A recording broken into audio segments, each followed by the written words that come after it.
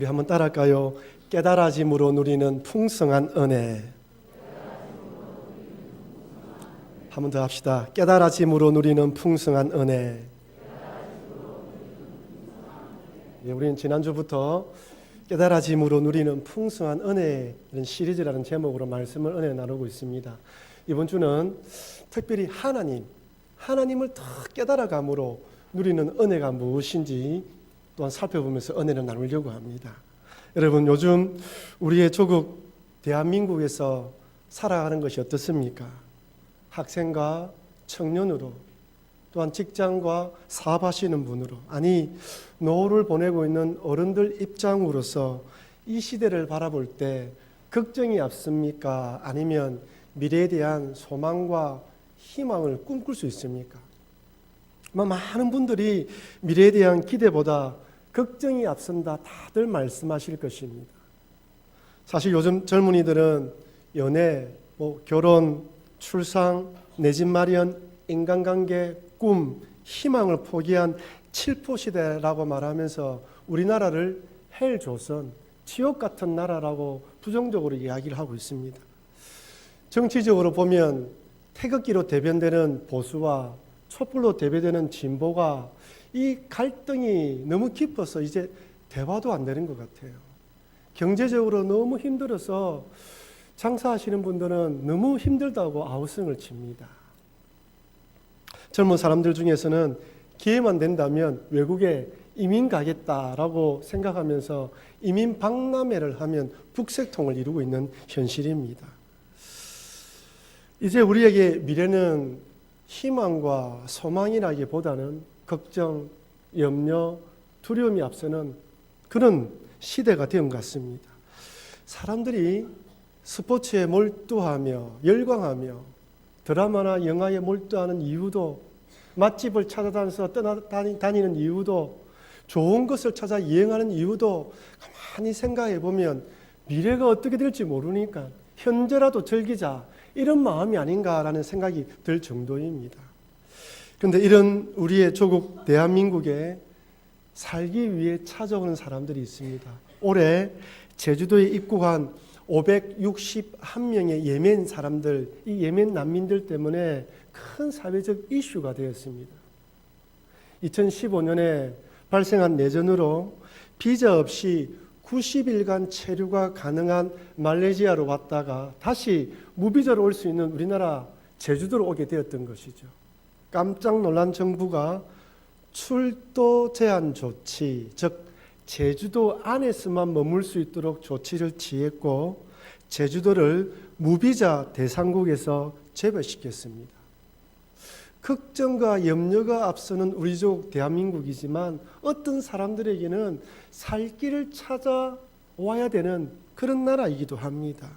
물론 분쟁으로 이것저것 참 따질 수 없는 형편에 있는 사람들이지만, 그러나 그 외에 동남아에 있는 사람들은 우리나라를 찾아와서 일을 하여 돈을 벌기 위해서, 즉 코리아 드림을 꿈꾸며 찾아오고 있습니다. 옛날에 우리 부모님들이 미국이나 일본에 험한 일을 하면서 돈을 벌었던 것처럼 이들도 그런 꿈을 꾸고 우리나라에 찾아오는 것이죠. 실제로 요식업과 건설업, 이런 해양 쪽에서는 이런 사람들이 없으면 일이 돌아가지 않는다고 이야기를 합니다. 2018년이라는 이 시간 안에 대한민국이라는 이 좁은 땅덩어리에 살아가고 있는데 한쪽은 코리아 드림을 꿈꾸고 있고 한쪽은 헬조선이라고 아우성을 치고 있습니다. 그렇다면 여러분들은 어떻습니까? 아니, 우리가 이 땅에 살아가다 보면 코리아 드림을 이루는 것처럼 성공할 때도 있고 헬조선이라 말할 만큼 절망과 좌절에 빠질 때도 있을 텐데, 그리스도인으로 이 땅에 살아가는 우리들에게 어떤 믿음을 가져야 성공했을 때도 자만하지 않고 실패와 절망을 맛보았을 때도 완전히 낭망하지 않는 그런 믿음을 가지고 살아갈 수 있을까요? 그것은 내가 믿는 하나님이 어떤 분인가 깨달아짐으로 누리는 풍성한 은혜를 누릴 때 가능합니다. 내가 믿는 하나님이 어떤 분인가에 대한 확실한 믿음이 있을 때 교만하지 않고 절망하지 않는 어떠한 상황 가운데서도 자족할 수 있는 믿음의 사람이 될 수 있는 것이죠. 앞이 캄캄한 어둠 같은 절망 가운데서도 소망의 빛을 발견할 수 있고요. 방황하며 길을 찾지 못할 때에도 가야 할 방향을 볼 수 있는 것입니다. 특별히 철병거로 무장한 가나안 족속, 이 거인 같은 족속을 만났을 때에도 여호수아와 갈렙처럼 담대하게 맞서 싸울 수 있는 용기가 생기는 것입니다. 우리 그리스도인들에게 하나님이 어떤 분인가 깨달아질 때 이런 믿음이 생기는 것입니다. 그러니 저는 우리 교회 모든 성도인들이 하나님에 대한 이런 은혜의 풍성함을 깨닫고 누려서 한 치 앞을 예상할 수 없는 현실 가운데에서도 담대하게 살아가시는 여러분과 제가 되길 주의 이름으로 축원합니다. 오늘 본문에 등장하는 노년의 모세나 애굽에서 노예 생활하는 이스라엘 백성들 한번 보십시오. 과연 이들에게 미래에 대한 소망이 있을까요? 430년 동안 노예 생활하고 있는 이스라엘 백성들, 한때에 왕자로 살았지만 40년째 양치기로 살고 있는 모세, 이들에게 소망이 무엇일까요? 아마 노예로 살고 있는 이스라엘 백성들에게는 오늘도 무사히 하루 맡겨진 할당량을 채우고 매를 맞지 않고 끝내는 것이 그들에게 소망일 것입니다. 모세도 동일하겠죠. 오늘 또 하루 무사히 양을 잘 치고 잠자리 들게 하는 것, 이것이 소망일 것입니다. 그런데 이런 모세에게 하나님께서 찾아오십니다. 출애굽기 3장 2절 4절 말씀 우리 같이 한번 읽어보겠습니다. 여호와의 사자가 떨기나무 가운데로부터 나오는 불꽃 안에서 그에게 나타나시니라. 그가 보니 떨기나무에 불이 붙었으나 그 떨기나무가 사라지지 아니하는지라. 여호와께서 그가 보려고 돌이켜 오는 것을 보신지라. 하나님이 떨기나무 가운데서 그를 불러 이르시되 모세야 모세야 하시매 그가 이르되 내가 여기 있나이다. 이게 불타는 떨기나무, 여기 떨기나무는 시내 광야 같은 건조한 지역에서 자생하는 가시덤불을 의미합니다. 흔한 가시덤불을 말하는 것이죠. 특이한 것은 무엇이죠? 불이 타고 있는데 꺼지지 않는 거예요. 무엇을 상징합니까? 볼품없는 이스라엘 백성들, 불타는 고난 가운데 계속해서 고난당하고 있다는 것을 보여주는 거예요. 아니, 이 모습이 모세의 모습이기도 합니다. 아니, 이 모습이 우리의 모습이기도 해요. 하나님이 알고 있다는 것입니다. 그런 인생 가운데에 풀려나고 싶지만 풀 수 없고 매여서 살아갈 수밖에 없는 인생, 각자 저마다의 인생의 어려움을 짐을 지고 살아가는 그 인생의 고난을 우리 하나님이 알고 있다는 거예요. 그리고 그 모습을 보여주시면서 찾아오시는 것입니다. 그러면서 모세에게 이스라엘 백성들을 구원할 프로젝트를 보여주는 것이죠. 애굽에서 출애굽하여 가나안으로 들어가게 할 그 꿈을 제시해 줍니다. 네, 여러분, 만약 여러분이 모세라면 하나님의 이 말씀을 들었을 때 단번에 아멘 믿습니다고 확신을 가졌을까요? 아닙니다. 최강의 군대인 애굽과 싸워야 되고 철병거로 무장한 거인 같은 가나안 족속과 싸워야 됩니다. 누구보다 모세는 잘 알고 있어요. 아마 모세는 이 말을 처음 들었을 때 속으로 불가능합니다. 영화 제목처럼 미션 임파서블 합니다. 전혀 불가능한 일처럼 보였을 것입니다. 그래서 하나님께서는 모세에게 자신을 이렇게 소개합니다. 출애굽기 3장 14절 같이 읽겠습니다. 하나님이 모세에게 이르시되 나는 스스로 있는 자이니라. 또 이르시되 너는 이스라엘 자손에게 이같이 이르기를 스스로 있는 자가 나를 너희에게 보내셨다 하라. 아멘. 스스로 있는 자. 여러분, 직장 생활하면 사람들 업무차 만나면 명함을 주고받습니다. 그 명함 안에 이 사람의 직책과 직위가 포함되어 있죠. 아, 이 사람이 이 회사에서 어떤 역할을 하고 있다는 것을 알 수가 있습니다. 이름만으로 알 수가 없어요. 제가 김경동입니다라고 소개하는 것과 부산북교회 담임목사 김경동입니다라고 소개하는 건 다릅니다. 하지만 하나님의 이름, 스스로 있는 자라는 이 이름 안에는 모든 것이 다 포함되어 있습니다. 시작도 끝도 없고 영원부터 영원까지 존재하시며 모든 것의 근원이며 이유라는 것이죠. 한마디로 천지를 창조했다는 뜻입니다. 하나님께서 모세에게 내가 스스로 있는 자라는 것을 소개하면서 이런 하나님이 너희들을 확실히 구원하겠다라고 보여주시는 것이죠. 여러분, 만약 모세가 스스로 있는 하나님을 만났을 때 확신하지 못하면 애굽의 바로에 갈 수가 없습니다. 여러분, 동일합니다. 여러분이 믿고 있는 하나님이 스스로 있는 자, 스스로 있는 하나님이라는 것에 대한 믿음의 확신이 없으면 세상에서, 애굽 같은 세상에서 살아갈 수가 없는 거예요. 그 하나님에 대한 확실한 믿음이 없으면 달려갈 수가 없는 것입니다. 그렇다면 스스로 있는 자라는 말에는 어떤 깊은 의미가 숨겨져 있을까요? 여러 가지가 있겠지만 오늘 본문을 통하여 저는 두 가지를 살펴보려고 합니다. 첫 번째는 하나님은 천지를 창조하신 창조주라는 뜻입니다. 천지를 창조하신 창조주라고 고백해야 한다는 거예요. 이 하나님을 믿어야 한다는 것입니다. 여러분, 우리들이 예배드릴 때마다 사도신경으로 고백합니다. 사도신경의 첫 번째 부분이 무엇이죠? 나는 전능하신 하나님 아버지 천지의 창조주를 믿습니다라고 고백합니다. 이 고백은 내 개인이 하는 고백이에요.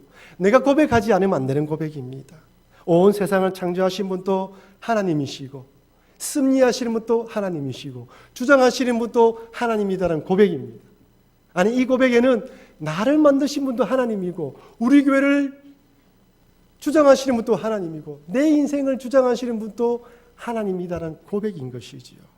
이 고백은 신앙의 출발점입니다. 신앙의 기본이라는 것이죠.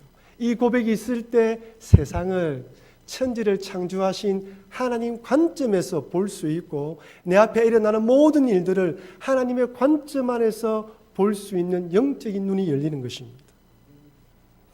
여러분, 모든 제품에는 매뉴얼이 있습니다. 저는 대학교에서 공대 전자통신공학을 전공했습니다. 그렇기 때문에 어떤 제품을 사더라도 항상 매뉴얼을 먼저 보는 습관이 들어져 있어요. 그 매뉴얼에는 이 제품이 어떤 특징이 있고 이런 고장이 났을 때는 이렇게 살펴보라고 상세히 안내되어 있습니다. 운동에도 마찬가지입니다. 어떤 운동이든 그 운동에 맞는 훈련 매뉴얼이 있어요. 제가 한참 배드민턴을 배울 때 레슨을 배우면서 배드민턴은 과학이다라는 생각을 했습니다. 힘이 세다고 세게 친다고 공이 멀리 날아가는 것이 아니에요. 정확한 각도와 정확한 높이에서 정확하게 칠 때 공이 멀리 날아가는 것입니다. 배드민턴은 손목을 꺾어서 치는 운동이라면 테니스는 손목을 꺾으면 되는 것이 아니더군요. 그냥 이렇게 치는 것이에요. 그러니 각 운동마다 운동 매뉴얼이 다르고 훈련하는 방법이 다릅니다. 하나님을 믿는 것도 마찬가지입니다. 하나님께서는 천지를 창조하신 하나님을 믿을 수 있도록 훈련 교본을 주시는데 그것이 무엇입니까? 바로 십계명입니다. 십계명을 통하여 하나님을 사랑하는 방법과 이웃을 사랑하는 방법을 제시해 주셨습니다. 이 길을 따라, 이 방법을 따라 하나님을 섬기고 이웃을 사랑하라는 것이죠. 여러분, 십계명 중에 제1계명이 무엇입니까? 너는 나 외에 다른 신을 내게 두지 말라는 것입니다. 스스로 계신 하나님 외에 다른 신이 없다는 거예요. 더 쉽게 말씀드리면 하나님 기분 나쁘다는 거예요. 왜? 모든 세상을 하나님이 창조하셨고 인간들이 섬기고 믿고 있는 신들은 하나님이 만든 신이에요. 하나님 만든 창조물에 불과합니다. 근데 하나님과 동등한 자리에 두고 경배하고 머리를 조아리니 하나님 기분 나쁘다는 거예요. 천지를 창조하신 하나님 믿는다면 나만 믿으라는 것입니다. 교회를 다니면서 다른 곳에 머리를 조아리면 안 됩니다. 하나님 믿으면서 점쟁이 찾아가면 안 돼요. 하나님 믿으면서 다른 것을 품으면 안 된다는 것입니다. 하나님을 모욕하는 행위입니다. 그 당시 이스라엘 백성들은 애굽에서 살았습니다. 애굽에서 살고 있었기 때문에 애굽의 사람들이 섬기는 다양한 우상들, 다신교를 믿었죠. 그러니 이스라엘 백성들은 하나님을 믿으면서도 자연스럽게 신앙의 오염이 되고 변질되어서 이방 신들을 섬겼던 것이죠. 짐승들 형상을 만들어 섬겼습니다. 이분들에게 이제부터는 하나님만 섬기라는 것이죠. 그렇다면 2018년을 살아가는 여러분들에게 나 외에 다른 신을 내게 두지 말라는 말씀은 어떤 의미로 다가올까요?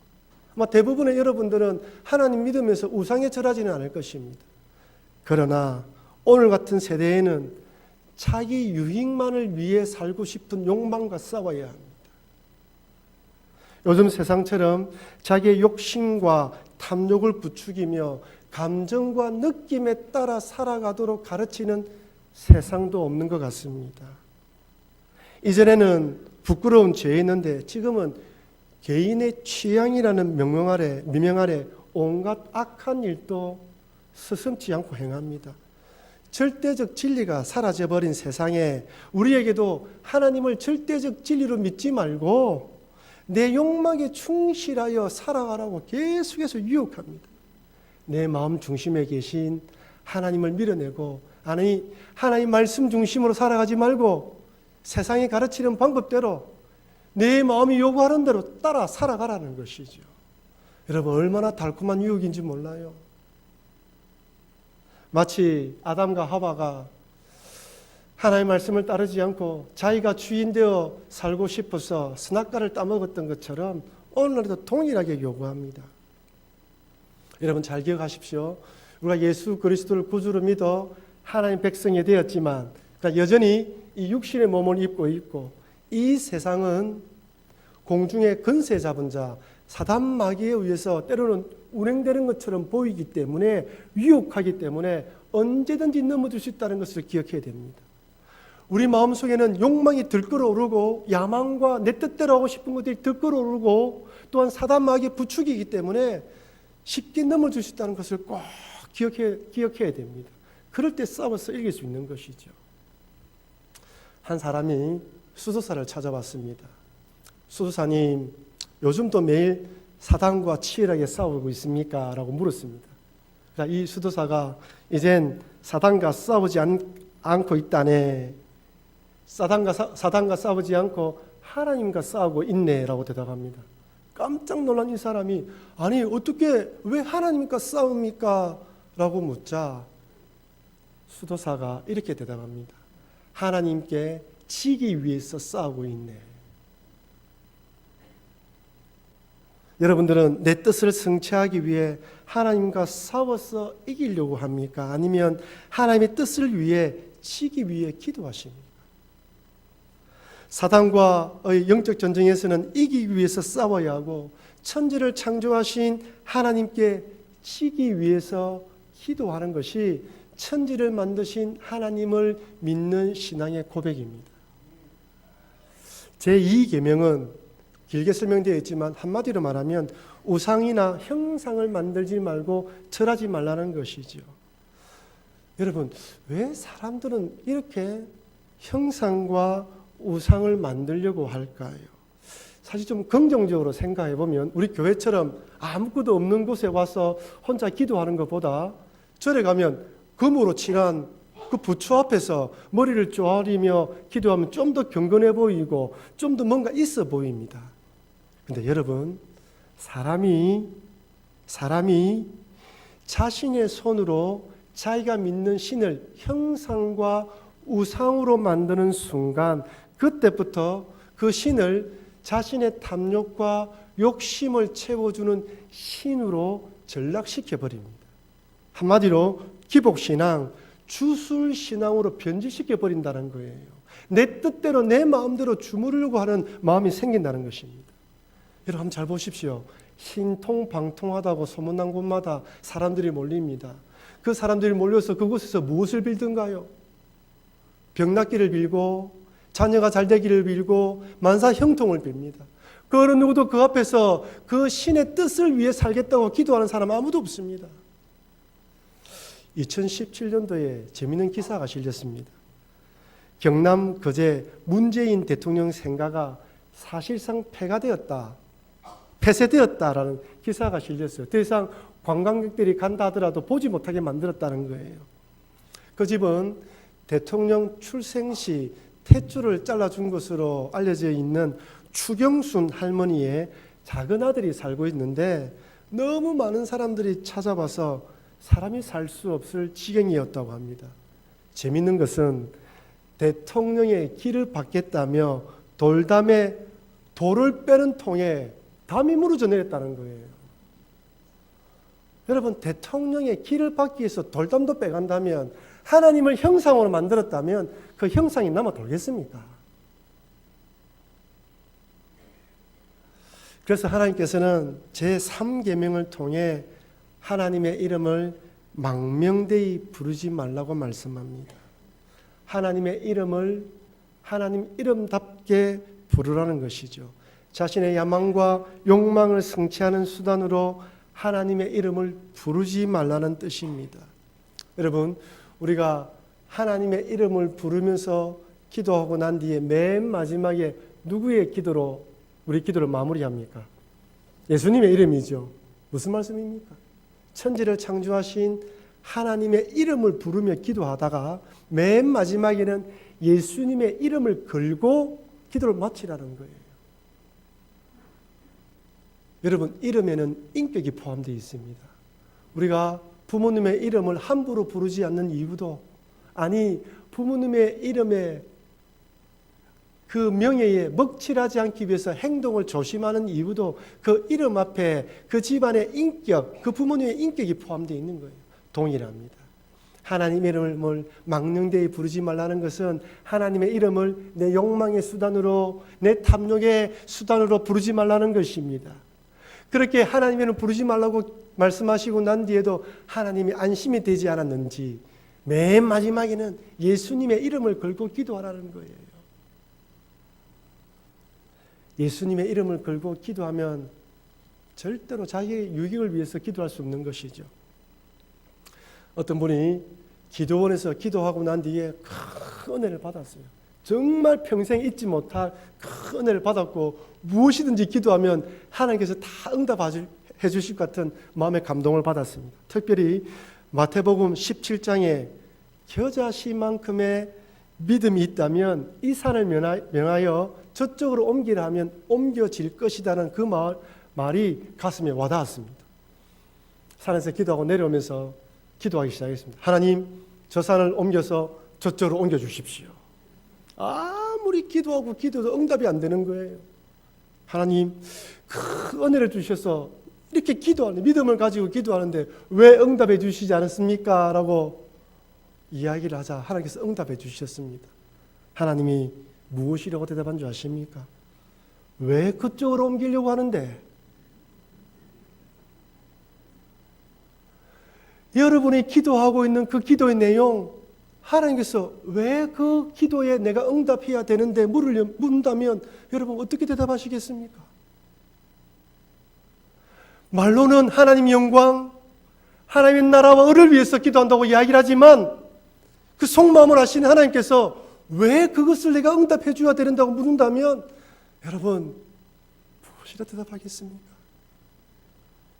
하나님의 이름을 망령되이 부르지 말라는 것은 천지를 창조하신 하나님 이름을 부르되 나를 위하여 십자가에 달려 돌아가신 구세주를 믿는 예수님의 이름을 걸고 기도함으로 하나님 나라와 뜻을 위해 기도하라는 것입니다. 그럴 때 어떤 기도든지 응답해 주시겠다는 하나님의 약속입니다. 그러니 천지를 창조하신 하나님 아버지의 이름을 부르면서 예수님의 이름을 걸고 기도하시는 여러분과 제가 되길 주의 이름으로 축원합니다. 이것이 바로 천지를 창조하신 하나님을 믿는 방법입니다. 여러분 기도하면서 하나님을 이런 식으로 믿고 이렇게 깨달아짐으로 누리는 은혜의 풍성함을 누리게 해달라고 기도해야 되는 것이죠. 두 번째, 스스로 있는 자라는 말의 뜻은 하나님에게는 수많은 해결 방법이 있다는 것을 믿는 것입니다. 제가 출애굽기를 읽으면서 참 재미있게 읽었던 부분들은 애굽 군대와 싸우시면서 하나님이 동원한 군대입니다. 우리 보통 군대가 싸운다면 군인끼리 싸우는 것을 이야기하잖아요. 무기가 월등한, 화력이 월등한 군대가 이기는 것이 보통인데 하나님께서 동원한 군대를 보면 무엇입니까? 깨구리, 파리, 메뚜기예요. 하찮은 곤충에 불과하잖아요. 몇 마리 되지 않으면 보잘것없습니다. 물론 하나님께서 이런 곤충들을 동원하신 것에는 두 가지 이유가 있습니다. 첫 번째는 무엇입니까? 애굽 사람들이 이런 곤충들도 우상으로 섬겼거든요. 그러니 하나님께서 아마 마음속으로 그래 너희들이 섬기는 신들에게 한번 당해봐라 하고 보낸 것이 아닌가 생각할 수 있습니다.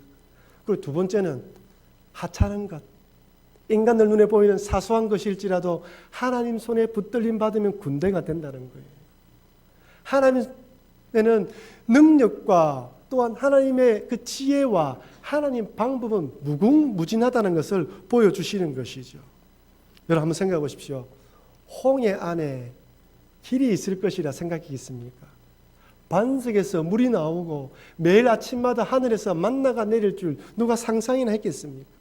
아니 하나님의 아들 예수님께서 이 땅에 육신의 몸을 입고 이 땅에 오셨고 십자가에 달려 돌아가심으로 인류를 구원할 것이라고 그거는 누가 상상이나 했겠습니까? 우리 하나님의 방법, 하나님의 지혜는 무궁무진합니다. 내가 가지고 있는 생각, 내가 이해하는 수준으로 하나님을 이해하려고 하는 것을 버려야 하는 것입니다.